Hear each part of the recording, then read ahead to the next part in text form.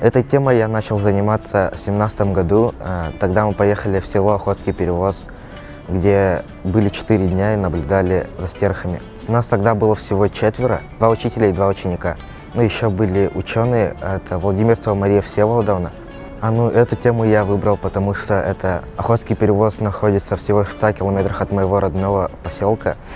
И это уникальное место, в котором пролетают все стерхи, именно над Охотским перевозом. Стерх – это редкий исчезающий вид журавлей. Он внесен в Красные книги Азии и Российской Федерации. Во время экспедиции в первый год я познакомился с Владимирцевой Марией Всеволодовной.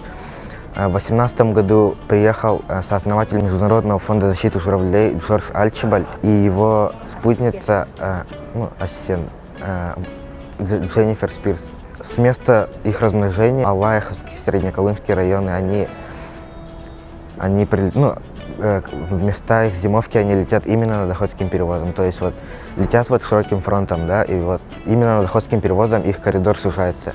И все стерхи, которые проводят лето в субарктических тундрах, они пролетают над Охотским перевозом. Стерхов я видел всего лишь 2 раза. Один раз в 2017 году в селе Охотский перевоз, а второй раз в 2019 году над своим поселком. Все, кто видел стерха, считаются счастливыми людьми.